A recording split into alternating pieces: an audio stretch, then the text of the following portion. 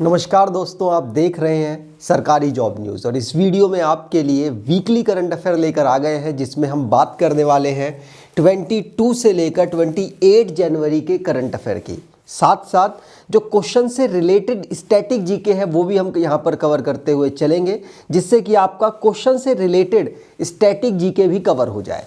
साथ साथ आपको जो भी एक्स्ट्रा नॉलेज है वो बताते हुए चलेंगे, रिवीजन तो आपका होता ही रहेगा। चलिए स्टार्ट करते हैं। सबसे पहले क्वेश्चन राजनीति केंद्र व राज्यों के फैसलों से रिलेटेड। तो पहला क्वेश्चन है आपका Indo Russian rifles private limited. आपको नाम से पता चल गया होगा, भारत और रशिया के कोलैबोरेशन से बनी एक कंपनी है, एक प्राइवेट लिमिटेड कंपनी है। ने किस राज्य में AK-203 कलाश्निकोव असॉल्ट राइफल का उत्पादन शुरू किया? तो आपको बता दूं, ये असॉल्ट राइफल भारत में बनने वाली है, इसीलिए इंपॉर्टेंट है। और किस राज्य में शुरू किया? तो आंसर होगा उत्तर प्रदेश में इसको शुरू किया गया। उत्तर प्रदेश की एक जगह है अमेठी, वहां से इसे स्टार्ट किया गया है। ध्यान रखिएगा, रूस की कंपनी है और ये जो इसके जनरल डायरेक्टर जनरल है वो अलेक्जेंडर मिखीव हैं, जिन्होंने भारत में जो 200 AK असॉल्ट राइफल है उसको डेवलप करने के लिए भारत में यहाँ पर एक पूरी फैक्ट्री या कह लीजिए पूरा सिस्टम तैयार किया है। उत्तर प्रदेश में तैयार किया गया है, तो उत्तर प्रदेश के बारे में रिवाइज कर लेते हैं। उत्तर प्रदेश को राज्य के रूप में गठित किया गया था 24 जनवरी 1950 को। इसकी कैपिटल लखनऊ है, डिस्ट्रिक्ट 75 है। अगर बात करें राज्यपाल की तो आनंदीबेन पटेल जी यहाँ की राज्यपाल हैं। मुख्यमंत्री योगी आदित्यनाथ हैं। उप मुख्यमंत्री भी 2 हैं। कौन कौन? तो केशव प्रसाद मौर्य और ब्रजेश पाठक। यहाँ की जो विधानसभा है वो द्विसदनी है, वहाँ पर परिषद भी है और विधानसभा भी है। परिषद में 100 सीट सबसे ज़्यादा और विधानसभा में 403 सीट, सारी विधानसभाओं में सबसे ज़्यादा। राज्यसभा में 31 सीट्स और लोकसभा में 80 सीट यहाँ से आती हैं। अगर उत्तर प्रदेश की बात करें तो यहाँ पर एक दुधवा नेशनल पार्क भी अवेलेबल है। साथ साथ अगर वन्यजीव अभ्यारण्य या टाइगर रिजर्व की बात करें तो पीलीभीत टाइगर रिजर्व, चंद्रप्रभा जो वन्यजीव अभ्यारण्य है वो है, रानीपुर वन्यजीव अभ्यारण्य वो भी उत्तर प्रदेश में अवेलेबल है, हस्तिनापुर वन्यजीव अभ्यारण्य, किशनपुर वन्यजीव अभ्यारण्य, कछुआ वन्यजीव अभ्यारण्य जो कि वाराणसी में अवेलेबल है। वाराणसी भारत के प्रधानमंत्री नरेंद्र मोदी जी का सांसद, वहीं से वो सांसद चुनकर आए हैं लोकसभा में। अब यहाँ पर उत्तर प्रदेश को मैप पर देखें तो मोस्ट इंपॉर्टेंट है। क्यों इंपॉर्टेंट है? आपको बता दूं, उत्तर प्रदेश सबसे ज्यादा स्टेट्स के साथ बाउंड्री टच करने वाला बाकी सभी के कंपेयर में राज्य है, सबसे ज्यादा टच करता है। कितने राज्यों के साथ? तो टोटल 8 स्टेट्स के साथ इसकी बाउंड्री टच होती है, साथ साथ एक यूनियन टेरिटरी के साथ इसकी बाउंड्री टच होती है और एक इंटरनेशनल बाउंड्री भी इसकी लगती है। कौन कौन से राज्य हैं तो आप काउंट करिएगा अपनी उंगलियों पर, जैसे कि उत्तराखंड, हिमाचल प्रदेश, हरियाणा, राजस्थान, मध्य प्रदेश, छत्तीसगढ़, झारखंड और बिहार। ये 8 राज्य हैं। साथ साथ दिल्ली के साथ भी इसकी बाउंड्री टच होती है और नेपाल के साथ इसकी एक इंटरनेशनल बाउंड्री लगती है। ठीक, चलिए आगे बात करें। अगला क्वेश्चन है आपके लिए, सभी जनजातीय लोगों को बेसिक डॉक्यूमेंट प्रदान करने वाला देश का पहला जिला कौन सा बना है? ये बेसिक डॉक्यूमेंट की जब मैं बात कर रहा हूं तो उसमें जन्म प्रमाण पत्र, मृत्यु प्रमाण पत्र और आधार कार्ड हो गया, राशन कार्ड हो गया, कोई भी बैंकिंग सुविधाएं हैं, वो सारी सुविधाएं इस डिस्ट्रिक्ट में अवेलेबल हो चुकी हैं वहाँ के लोगों को। अब कौन सा ये राज्य है तो आपको बता दूं, केरल राज्य है। और केरल में भी कौन सी जगह? तो आंसर होगा वायनाड। कौन सा? वायनाड। वायनाड अगर आपको याद हो तो राहुल गांधी का ये संसद एरिया है। ठीक है, तो यहाँ पर वायनाड में सारी सुविधाएं, मतलब डॉक्यूमेंट से रिलेटेड सारी सुविधाएं प्रदान कर चुका है और आपको बता दूं पहला जिला बना है भारत का। ठीक, यहाँ की बात करें तो मैंने आपको बता ही दिया कि जन्म प्रमाण पत्र, ये सारी चीज़ें जो डिजिटल डॉक्यूमेंट होता है वो सारा अवेलेबल है। केरल की बात हुई है, केरल की कैपिटल तिरुवनंतपुरम है। केरल के गवर्नर आरिफ मोहम्मद खान है और केरल के चीफ मिनिस्टर पिनरई विजयन है। ठीक, चलिए आगे बात करें। अगला क्वेश्चन है, केंद्र सरकार ने चराईदेव माइडेम्स ये चराईदेव माइडेम्स एक जगह है, को विश्व धरोहर स्थल के रूप में नॉमिनेट करने के लिए यूनेस्को को प्रस्ताव भेजा। यह किस राज्य में अवेलेबल है? तो ये माइडेम्स, जो चराईदेव माइडेम्स है, ये आपसे पूछा जा रहा है किस राज्य में अवेलेबल है। आंसर होगा असम राज्य में अवेलेबल है। लेकिन मैं आपको बता दूं, यूनेस्को भारत में और मतलब हर देश में वहाँ की अस्थायी और स्थायी विरासत स्थल की लिस्ट जारी करता है। भारत के पास टोटल अस्थायी 52 लोकेशंस है, स्थल है, जिनमें से जो माइडेम्स है वो भी एक है। अब भारत देश को कहा गया कि भाई आप एक साइट हमको भेजो, हम उस पर एनालिसिस करेंगे और उसको अगर बन पड़ेगा तो उसको विश्व धरोहर स्थल में शामिल कर लेंगे, मतलब अस्थायी से परमानेंट लिस्ट में शामिल कर लेंगे। इससे वहां का पर्यटन बढ़ता है और बहुत सारी फायदे मिलते हैं। आपको बता दूं, माइडेम्स है, माइडेम्स जो चराईदेव माइडेम्स है, ये 2014 में यूनेस्को के द्वारा विश्व धरोहर की अस्थायी लिस्ट में शामिल हो चुका था। अब भारत देश के जो प्रधानमंत्री हैं उन्होंने इस लोकेशन को अप्रूव कर दिया है और यूनेस्को में लिस्ट कर दिया है, यूनेस्को को भेज दिया है। अब आपको बता दूं ये इंपॉर्टेंट क्यों है। जैसे आपने सुना होगा इजिप्ट में ना पिरामिड है, आपने मिस्र में पिरामिड सुना है, तो उसी प्रकार से असम का पिरामिड इसको कहा जाता है। यहाँ पर राजा रानियों की समाधियाँ बनी हुई हैं, जिसमें बहुत सारी कब्रें थीं, बहुत सारी समाधियाँ थीं। लेकिन भारत के जो पुरातत्व विभाग है वो इसको सहेज कर नहीं रख पाया। टोटल इस समय पर सिर्फ 30 जो कब्र है उनको सहेज कर रख पाया है। ठीक है, यहाँ पर बात हुई है असम की, तो असम को रिवाइज कर लेते हैं। असम को राज्य के रूप में 26 जनवरी 1950 को फॉर्म किया गया।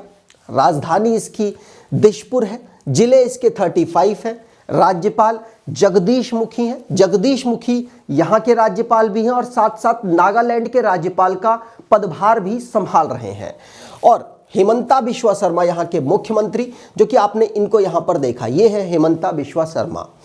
यहाँ की विधानमंडल एक सदनी है जिसकी विधानसभा में 126 सीट्स है, राज्यसभा में 7 सीट्स, लोकसभा में 14 सीट यहाँ से आती हैं।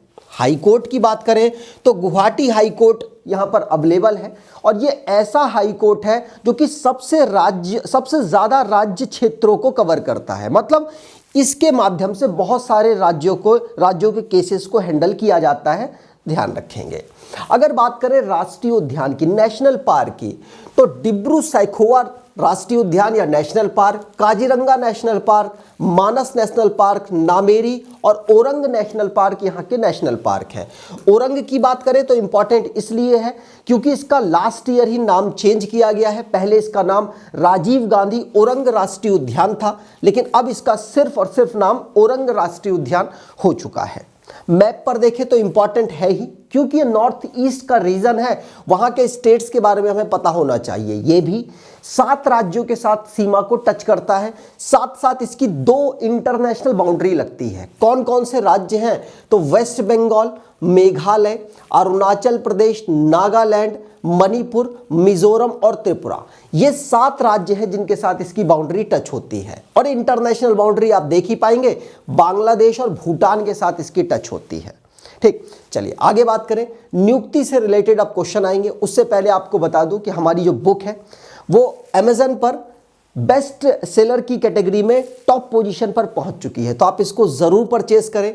इसमें हर टॉपिक को डिटेल में बताया गया है और आपको तरह तरह के एग्जाम में बेनिफिट मिलेगा। आप सर्च करके यहाँ पर देख पाएंगे, सरकारी जॉब न्यूज़ 2022 करंट अफेयर डालेंगे तो यहाँ पर आपको पूरी डिटेल मिल जाएगी और आप परचेज करना चाहें तो ज़रूर परचेज करें, आपको बहुत सारे एग्जाम्स में बेनिफिट देगी। साथ साथ अगर आपने हमारी मेंबरशिप ले रखी है तो उसमें आपको 20% डिस्काउंट भी अवेलेबल है इस बुक में। तो अगर आप इसके बारे में पूरी इन्फॉर्मेशन लेना चाहते हैं तो डिस्क्रिप्शन बॉक्स में सारी इन्फॉर्मेशन दी हुई है, वहाँ पर एक नंबर है, नंबर ये होगा, इस पर आप व्हाट्सएप करके अपनी प्रॉब्लम को सॉर्ट आउट करा सकते हैं, कोई कन्फ्यूज़न अगर आपको होती है तो।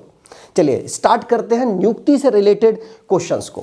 तो नियुक्ति से रिलेटेड में पहला क्वेश्चन है, इंडियन ओलंपिक एसोसिएशन ने WFI wrestling federation of India के अध्यक्ष के खिलाफ यौन उत्पीड़न सहित कई आरोपों की जांच के लिए किसकी अध्यक्षता में कमेटी गठित की है? तो आपको बता दूं, आपको अभी पता होगा, रिसेंटली में बहुत सारे जो पहलवान हैं वो धरने पर बैठ गए थे कि जो यहाँ के अध्यक्ष हैं WFI के, उनकी WFI के जो अध्यक्ष हैं उनके खिलाफ कंप्लेन इनकी थी कि बहुत सारी प्रताड़नाएं वगैरह करते हैं, जिसकी वजह से भारत सरकार ने रेफरेंस दिया कि भैया ऐसा करो, एक कमेटी बनाओ, जांच करो, उसके बाद पूरा डिसाइड करेंगे। तो इसको लीड कौन करने वाली हैं? तो भारत की सबसे बेहतरीन बॉक्सर है MC मैरी कॉम। कौन? MC मैरी कॉम इसको लीड करेंगी। साथ साथ और भी मेंबर्स यहाँ पर अवेलेबल हैं, आप इनको देख सकते हैं, सभी अपनी अपनी फील्ड में बेहतरीन प्लेयर रहे हैं। ये सब मिलकर अब इसकी जांच करने वाले हैं। इंडियन ओलंपिक एसोसिएशन की एक कमेटी है जो भी आगे चल के इन्फॉर्मेशन मिलती है आपको बताया जाएगा। ये बड़े बड़े पहलवान हैं जो कि उनके धरने पर बैठे हुए थे, और ये पर्सन आप देख सकते हैं, इनके खिलाफ जांच होगी। ये भारत के रेसलिंग फेडरेशन ऑफ इंडिया के अध्यक्ष हैं। इनका नाम है ब्रजभूषण शरण सिंह, बीजेपी पार्टी के लीडर हैं। अगर बात कर ले इंडियन ओलंपिक एसोसिएशन की, तो इंडियन ओलंपिक एसोसिएशन में PT उषा, आपको पता होगा, स्प्रिंटर है, वो अध्यक्ष हैं। 1927 में उसको फाउंड किया गया। किसको? इंडियन ओलंपिक एसोसिएशन को। इसका हेडक्वार्टर मुख्यालय नई दिल्ली में है। और अगर रेसलिंग फेडरेशन ऑफ इंडिया की बात करें तो ये भाई साहब अध्यक्ष है, ब्रजभूषण इनका नाम है, और मुख्यालय नई दिल्ली, और स्थापना 1927 में इसकी हुई थी। अगले क्वेश्चन की बात करेंगे, इंपॉर्टेंट है, न्यूजीलैंड के नए प्रधानमंत्री के रूप में किसे चुना गया? तो न्यूजीलैंड के नए प्रधानमंत्री आपसे पूछे जा रहे हैं। रिसेंटली में क्या हुआ आपको पता होना चाहिए कि जो उनकी प्राइम मिनिस्टर हैं उनके द्वारा इस्तीफा दे दिया गया, मतलब इस्तीफे की अनाउंसमेंट की गई और कहा गया कि 7 फरवरी को मैं इस्तीफा दे दूंगी, जिनका नाम है जेसिका अर्डन। जेसिका अर्डन के बाद इस्तीफा देने के बाद अब 22 तारीख को उन्होंने नया प्रधानमंत्री चुना है। किसको?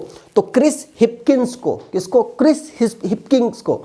ये न्यूजीलैंड के बड़े मंत्री में से एक है जिनको चुना गया है। ये कोरोना वायरस के समय पर जो हेल्थ मिनिस्ट्री है न्यूजीलैंड की वो संभाल रहे थे, और जेसिका अर्डन के बाद अब इनको प्रधानमंत्री बना दिया गया। 41 नंबर के प्रधानमंत्री बने हैं। याद रखिएगा, यहां पर आप इनको देख सकते हैं, ये है जेसिका अर्डन और ये है हिपकिंस। ये 40 नंबर की और वो 41 नंबर के प्राइम मिनिस्टर बने हैं। कहाँ के? न्यूजीलैंड के। न्यूजीलैंड की बात करें तो न्यूजीलैंड की कैपिटल है वेलिंगटन, मुद्रा वहाँ की न्यूजीलैंड डॉलर है, और राष्ट्रपति डेबी हॉकली हैं। कौन? डेबी हॉकली। अगले क्वेश्चन आएंगे आपके लिए डिफेंस से रिलेटेड। तो जो डिफेंस से रिलेटेड क्वेश्चन बने हैं उसमें से पहला क्वेश्चन इंपॉर्टेंट है, युद्ध की वजह से रूस पर लगे प्रतिबंध के कारण इंडियन नेवी की कौन सी पनडुब्बी रूस में फंस गई, जिसे अब नॉर्वे के माध्यम से भारत के मुंबई पोर्ट तक लेकर आया जाएगा? तो आंसर यहां पर होगा, तो कौन सी फंस गई थी? INS सिंधु रत्न। INS सिंधु रत्न यहां पर रूस में रिपेयर के लिए गई थी, और अब वो वहां पर फंस चुकी है। अब उसके लिए नॉर्वे की तरफ से एक रास्ता बनाया गया और भारत के मुंबई पोर्ट तक इसको लेकर आया जाएगा, INS सिंधु रत्न को। ठीक है, चलिए आगे बात करेंगे। अगला क्वेश्चन है आपके लिए, सेना में किस पद पर कमांड पोस्टिंग के लिए वुमेन ऑफिसर की सिलेक्शन प्रक्रिया शुरू की, जिस पर अब तक पुरुष ऑफिसर्स का सिलेक्शन होता था? तो अभी तक महिलाओं को इस पद तक प्रमोशंस नहीं दिए जाते थे, सिलेक्शन नहीं होता था, लेकिन अब पहली बार ऐसा होगा। कौन से पद? तो कर्नल के पद। कौन से? कर्नल तक महिलाओं को अब अपॉइंट किया जाएगा, और इसकी प्रोसेस शुरू हो चुकी है। टोटल आपको बता दूं तो 108 महिला अधिकारियों को कर्नल रैंक तक प्रमोशन दिया जाएगा। 1992 से लेकर 206 बैच की जो इंजीनियर्स, अलग अलग ऑफिसर्स हैं, उनको कर्नल पद तक अपॉइंट करवाया जाएगा, प्रमोशन दिया जाएगा। तो पहली बार ऐसा हो रहा है, इसलिए आपको पता होना चाहिए। अगले क्वेश्चन आएंगे आपके लिए सैन्य अभ्यास से रिलेटेड।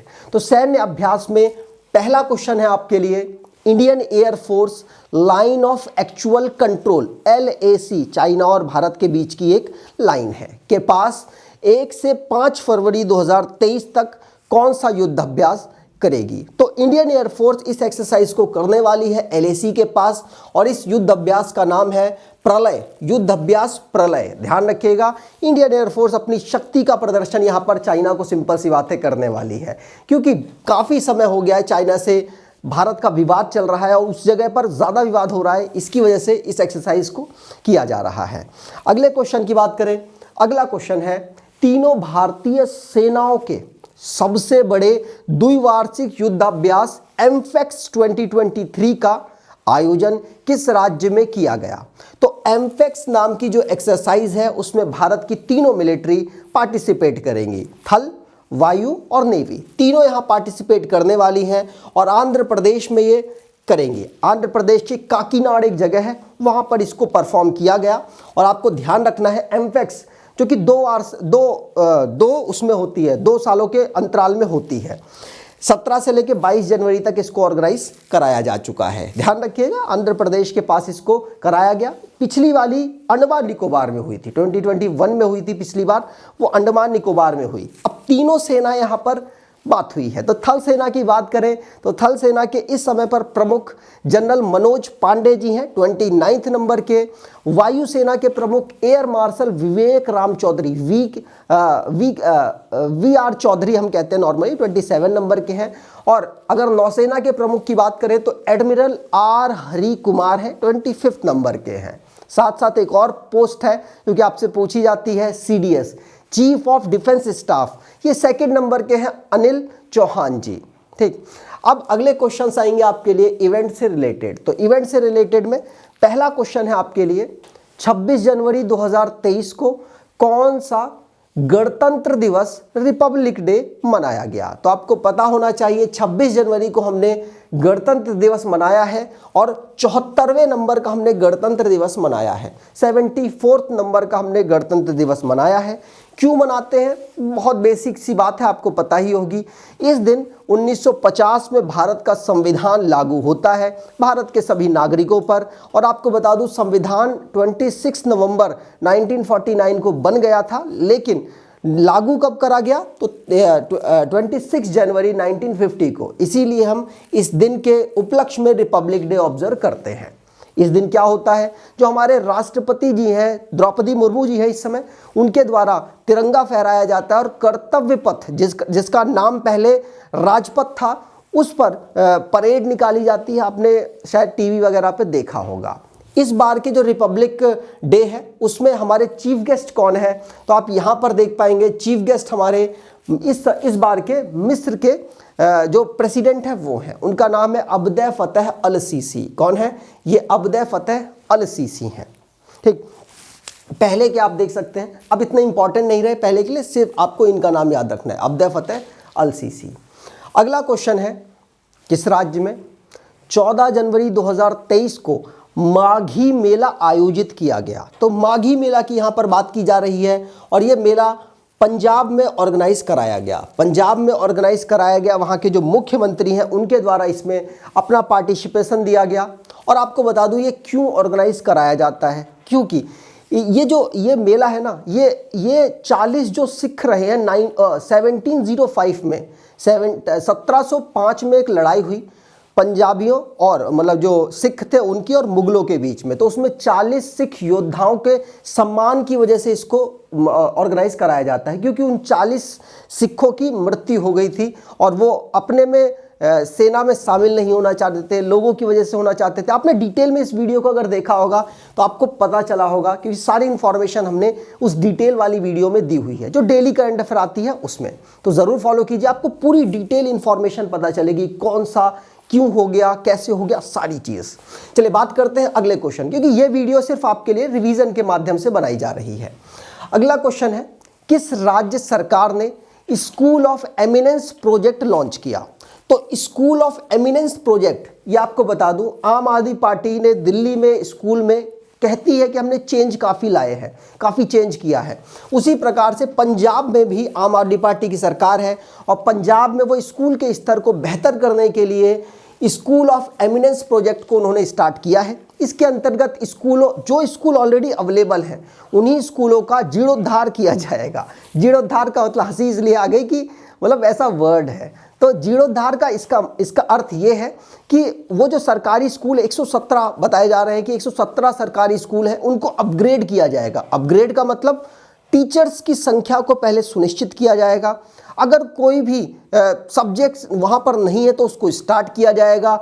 बच्चों को अलग अलग लैंग्वेजेस की तरफ अट्रैक्ट किया जाएगा, जिससे कि वो तरह तरह की लैंग्वेजेस सीखें और आने वाले करियर में अपना बेहतर काम करें और भारत के जो विकास है उसमें योगदान दें। आपको बता दूं, इस प्रोजेक्ट के अंतर्गत अभी सभी बच्चों को इंक्लूड नहीं किया गया, इसमें सिर्फ 9 से लेकर 12 तक के बच्चों को इंक्लूड किया गया है, जिससे इन पर ज़्यादा फोकस किया जाएगा। यहाँ पर आप देख सकते हैं, ये है भगवंत मान जी, उनके द्वारा इस प्रोजेक्ट को लॉन्च किया गया है। कुछ इस प्रकार से अपने स्कूलों को डेवलप करने की कोशिश पंजाब सरकार के द्वारा स्कूल ऑफ एमिनेंस के माध्यम से की जाएगी। ठीक, अब यहाँ पर पंजाब की बात हुई है। पंजाब की बात हमने 2 क्वेश्चंस में कर ली, तो उसको डिटेल में थोड़ा जानते हैं। पंजाब की राजधानी चंडीगढ़ है और आपको पता होना चाहिए हरियाणा की राजधानी भी चंडीगढ़ है। चंडीगढ़ खुद में एक केंद्र शासित प्रदेश भी है, ये भी आपको पता होगा।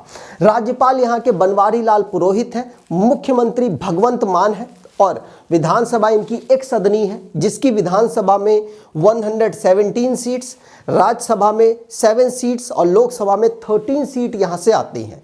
पंजाब एंड हरियाणा उच्च न्यायालय, पंजाब और हरियाणा उच्च न्यायालय, आपको बता दूं इसमें पंजाब और हरियाणा और चंडीगढ़ तीनों के केसेस को हैंडल किया जाता है और ये चंडीगढ़ में अवेलेबल है। यहाँ का जो यहाँ का जो उच्च न्यायालय हाई कोर्ट है वो चंडीगढ़ केंद्र शासित प्रदेश में अवेलेबल है। अगले क्वेश्चन आएंगे आपके लिए बुक और जो लेखक है उनसे रिलेटेड। तो पहला क्वेश्चन है आपके लिए, revolutionaries the other story of how India won it's freedom पुस्तक के लेखक कौन है?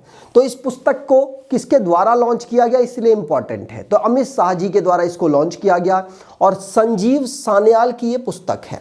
किसकी? संजीव सान्याल के द्वारा इस बुक को लिखा गया। आप यहाँ पर देख सकते हैं इंडिया को किस प्रकार से फ्रीडम मिली, उसके ऊपर यहाँ पर अपने तथ्य इन्होंने दिए हैं। ये है संजीव सान्याल। अगले क्वेश्चन आएंगे आपके लिए खेल से रिलेटेड। तो खेल से रिलेटेड में आपके लिए मेंस हॉकी वर्ल्ड कप 2023 में किस देश की टीम ने प्रतिद्वंदी टीम है चिली, प्रतिद्वंदी टीम चिली को हराकर 14-0 के सबसे बड़े अंतर से हराने का रिकॉर्ड बनाया है। देखिए अभी तक क्या था, हॉकी वर्ल्ड कप में ना सबसे जो मतलब हाईएस्ट विनिंग का रेशो था वो 12-0 का था, लेकिन अब 14-0 का हो चुका है। ये अपने में एक बड़ा रिकॉर्ड बना है, इसीलिए आपके लिए इंपॉर्टेंट है। और आपको बता दूं नीदरलैंड ने यहाँ पर चिली को हरा दिया 14-0 से और सबसे बड़े अंतर से जीतने का अपने नाम रिकॉर्ड किया है। आपको बता दूं इससे पहले किसके पास रिकॉर्ड था? तो ऑस्ट्रेलिया टीम के पास इससे पहले रिकॉर्ड था। उन्होंने साउथ अफ्रीका को 12-0 से हरा दिया था और वो रिकॉर्ड अपने पास रखा, लेकिन अब नीदरलैंड ने इस रिकॉर्ड को तोड़ दिया है। ठीक है, याद रखिएगा। जो आपको पता होना चाहिए कि हॉकी वर्ल्ड कप कहाँ हो रहा है, भारत में हो रहा है। भारत के उड़ीसा में आपको पता है भुवनेश्वर और राउरकेला में इसको ऑर्गेनाइज कराया जा रहा है। बात की जाए अंतर्राष्ट्रीय हॉकी महासंघ की, तो इसकी स्थापना 7 जनवरी 1924 को होती है। मुख्यालय इसका लुसाने स्विट्जरलैंड में है और इस समय पर जो इसके अध्यक्ष हैं तैयब इकराम है। अगले क्वेश्चन की बात करें, अगला क्वेश्चन भी मोस्ट इंपॉर्टेंट है और ये बहुत रिपीटेड क्वेश्चन है। अभी थोड़े टाइम पहले ही आपने 200 रन्स का एक रिकॉर्ड भी पढ़ा था। क्वेश्चन क्या है, भारत के बल्लेबाज शुभमन गिल ने किस टीम के खिलाफ वनडे मैच में दोहरा शतक लगाया और ऐसा करने वाले 5वें भारतीय बन गए? तो ऐसा करने वाले 5वें भारतीय बने, ये आपको क्लियर हो जाना चाहिए। साथ साथ इन्होंने न्यूजीलैंड के खिलाफ ऐसा किया है। आपको बता दूं न्यूजीलैंड के खिलाफ इन्होंने 200 रन बनाते ही आपको बताऊं ये यंगेस्ट प्लेयर अभी के बन चुके हैं जिन्होंने 200 रन बनाए हैं। 23 ईयर के सिर्फ है और भारत के 5वें पर्सन है जिन्होंने 200 रन ओडीआई वनडे मैचेस में बनाए हैं।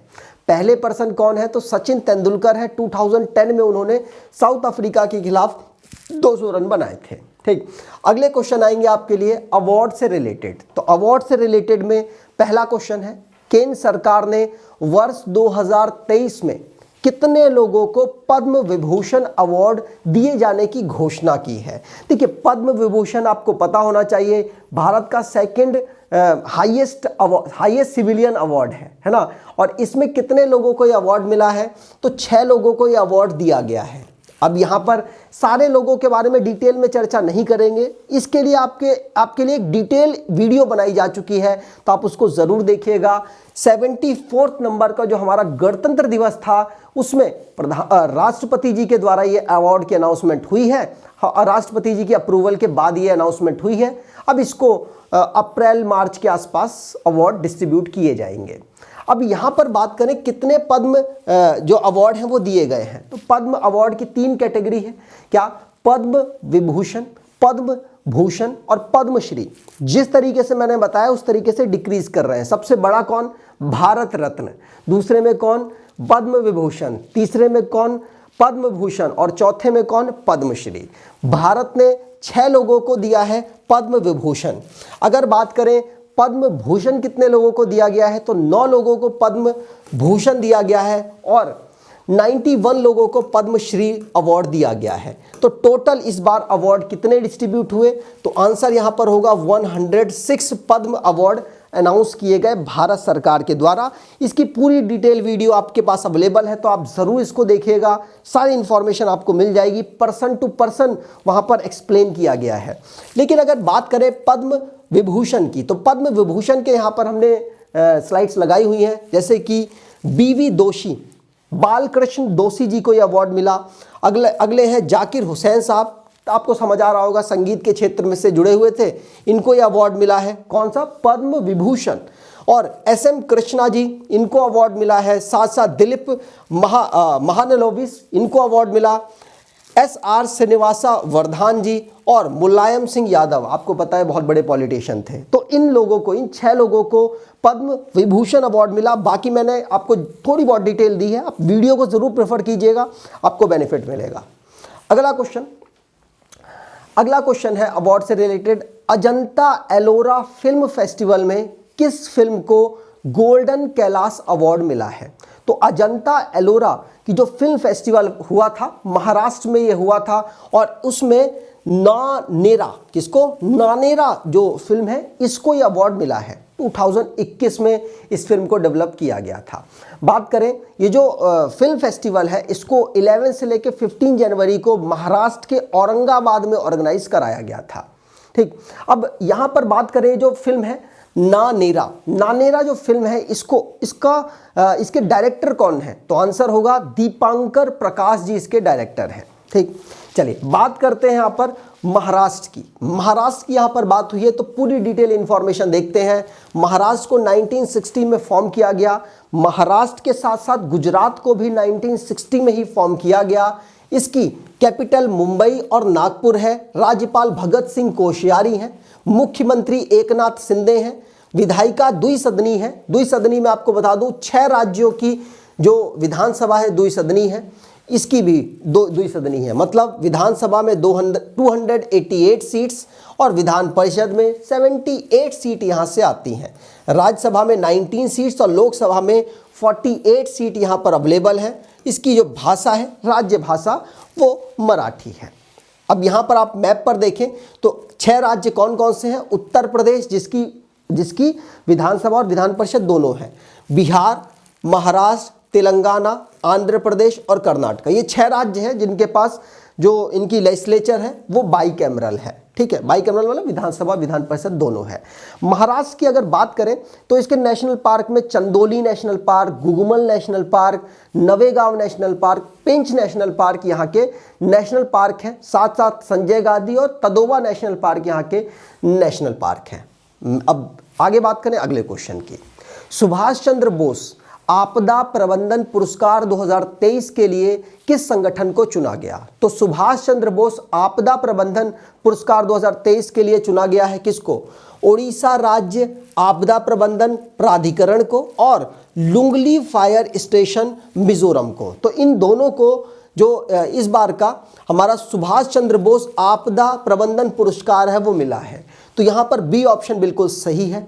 ध्यान रखिएगा जो अवार्ड है ये पराक्रम दिवस जो कि 23 जनवरी को हम ऑब्जर्व करते हैं उसी दिन अनाउंस हुआ, और ये दोनों संस्थाएं इंपॉर्टेंट हैं। ये दोनों संस्थाओं को अवार्ड दिया क्यों गया, तो आपको तो पता ही होगा उड़ीसा में बहुत ज़्यादा तूफान आते रहते हैं, तो उड़ीसा में तूफानों को बहुत अच्छे तरीके से इसने मैनेज किया है, इसलिए इसको अवार्ड मिला। साथ साथ अगर बात करें लुंगली जो फायर स्टेशन है उसको ये अवार्ड क्यों दिया गया, तो आपको बता दूं लुंगली फायर स्टेशन जो कि मिजोरम में अवेलेबल है, एक बार गांव में बहुत तगड़ी आग लग गई थी, 2021 की बात है। उस समय पर बहुत सारे गांव को इसने चपेट में लिया था, कहा जा रहा है 10 से ज़्यादा गांव को चपेट में लिया था। तो इसी फायर स्टेशन ने बहुत अच्छा काम किया और वहाँ के गांव के लोगों को वहीं पर ट्रेनिंग दे दी और उनकी मदद से आग पर कंट्रोल पाया था, इसीलिए इसको Subhash Chandra Bose disaster management award मिला है। ये दोनों संस्थाएं मोस्ट इंपॉर्टेंट है। और सुभाष चंद्र बोस आपदा प्रबंधन पुरस्कार की बात करें तो इसमें 2 कैटेगरी में अवार्ड मिलता है, एक तो व्यक्तिगत और एक संगठन। व्यक्तिगत में 5 लाख रुपया, साथ साथ सर्टिफिकेट। अगर संगठन की बात करें तो 51 लाख रुपया और सर्टिफिकेट। ठीक, चलिए आगे बात करें। अगला क्वेश्चन है इंडेक्स और जो हमारे इंडेक्स और सूचकांक से रिलेटेड क्वेश्चन है उनमें। पहला क्वेश्चन है भारत की जनसंख्या चीन से ज्यादा हुई, यह किस संस्था की रिपोर्ट में कहा गया।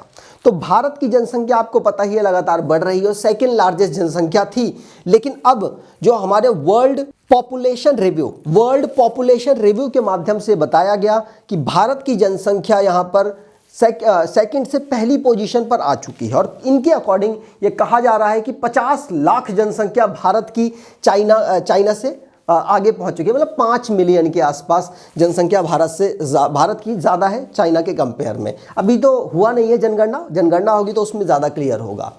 अगला क्वेश्चन है गृह मंत्री अमित शाह ने किस पुलिस स्टेशन को देश का नंबर 1 पुलिस स्टेशन के रूप में पुरस्कार दिया। तो देश के नंबर 1 पुलिस स्टेशन के रूप में उड़ीसा का एक स्टेशन है अस्का पुलिस स्टेशन को यहाँ पर नंबर 1 पोजीशन दी है। ये गंजम डिस्ट्रिक्ट में अवेलेबल है और आपको पता होगा चाइल्ड मैरिज फ्री डिस्ट्रिक्ट है ये, यहाँ पर चाइल्ड मैरिज नहीं होती है और वहाँ का मैनेजमेंट काफ़ी अच्छा किया है पुलिस ने, इसलिए अस्का पुलिस स्टेशन को नंबर 1 पुलिस स्टेशन का दर्जा अमित शाह जी के द्वारा दिया गया।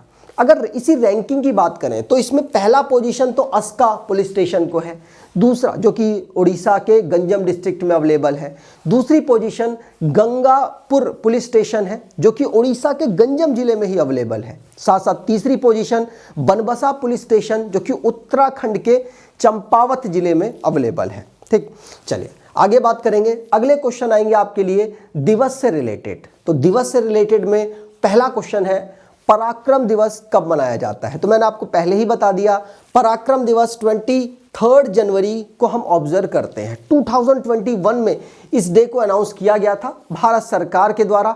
क्यों किया गया था, क्योंकि सुभाष चंद्र बोस जी की जयंती इस दिन होती है, उनको रिस्पेक्ट देने के लिए इसे स्टार्ट किया गया था हमारी जो संस्कृति मंत्रालय है, केंद्रीय संस्कृति मंत्रालय, उसके द्वारा। ठीक, चलिए आगे बात करें तो 23 जनवरी को हम इसको ऑब्जर्व करते हैं।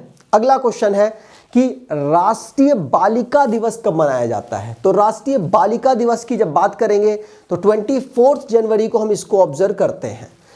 तो इसकी थीम है लड़कियों के लिए आत्मरक्षा और प्रशिक्षण। क्या, लड़कियों के लिए आत्मरक्षा और प्रशिक्षण इसकी थीम है। नेशनल गर्ल चाइल्ड डे, ध्यान रखिएगा ये 24 जनवरी को हम इसको ऑब्जर्व करते हैं। 2008 से इस डे को हम ऑब्जर्व कर रहे हैं। भारत का जो महिला और बाल विकास मंत्रालय है उसके द्वारा 2008 में अनाउंस किया गया था। इस समय पर इस मंत्रालय को कौन संभाल रहे हैं, तो आंसर होगा स्मृति ईरानी जी इस समय पर इस मंत्रालय को संभाल रही हैं। अगला क्वेश्चन है नेशनल वोटर्स डे, राष्ट्रीय मतदाता दिवस हम कब ऑब्जर्व करते हैं। तो नेशनल वोटर्स डे हम 25 जनवरी को ऑब्जर्व करते हैं। क्यों ऑब्जर्व करते हैं, क्योंकि इसी दिन 25 जनवरी को ही भारत का इलेक्शन कमीशन फॉर्म होता है 1950 को, इसीलिए हम इसको ऑब्जर्व करते हैं। और 2011 से हम इस डे को ऑब्जर्व कर रहे हैं। ये 13 नंबर का है। अगर इसकी थीम की बात करें तो nothing like voting, I vote for sure, ये इसकी थीम है। ध्यान रखिएगा वोटिंग बेमिसाल है, मैं अवश्य वोट देता हूं। तो ये इसकी थीम रही है, ध्यान रखेंगे। अगले क्वेश्चन की बात करें तो नेशनल टूरिज्म डे, राष्ट्रीय पर्यटन दिवस हम कब ऑब्जर्व करते हैं? तो राष्ट्रीय पर्यटन दिवस ऑब्जर्व किया जाता है 25 जनवरी को। नेशनल टूरिज्म डे, भारत में टूरिज्म को बेहतर करने के लिए हम इस डे को ऑब्जर्व करते हैं, जिससे कि टूरिज्म सेक्टर इंक्रीज करे। और अंतिम क्वेश्चन है आपके लिए इंटरनेशनल कस्टम्स डे। तो इंटरनेशनल कस्टम्स डे, अंतरराष्ट्रीय सीमा शुल्क दिवस हम कब ऑब्जर्व करते हैं? अंतिम नहीं, सेकंड अंतिम क्वेश्चन। तो इंटरनेशनल कस्टम डे हम कब ऑब्जर्व करते हैं? तो आंसर यहां पर होगा अंतरराष्ट्रीय कस्टम डे हम 26 जनवरी को ऑब्जर्व करते हैं। ठीक, चलिए आगे बात करो। ये आपके लिए लास्ट क्वेश्चन है, अंतरराष्ट्रीय प्रलय स्मरण दिवस या इंटरनेशनल होलोकास्ट रिमेम्बरेंस डे हम कब ऑब्जर्व करते हैं? तो 27 जनवरी को हम international Holocaust remembrance day observe करते हैं। तो जनसंहार हुआ था सेकेंड वर्ल्ड वॉर में, उसकी मतलब जो याद है, ताकि हमारे अंदर याद रहे और अगली बार उस तरीके का जनसंहार यहूदियों का जो किया गया था ऐसा किसी के साथ भी ना हो। 2005 से यूनाइटेड नेशन के द्वारा इसकी घोषणा की गई। तो उम्मीद करता हूं आपको ये वीडियो अच्छी लगी होगी। वीडियो अच्छी लगी है तो वीडियो को लाइक करके ज़रूर जाइएगा और अपने कुछ दोस्तों तक शेयर ज़रूर कीजिएगा। जो हमारी बुक है उसके बारे में ज़रूर चेक कर लीजिएगा, बहुत बेहतरीन बुक है। और वीडियो अच्छी लगी हो तो लाइक शेयर दोनों करिएगा, कुछ लोगों को रिकमेंड भी कीजिएगा। धन्यवाद।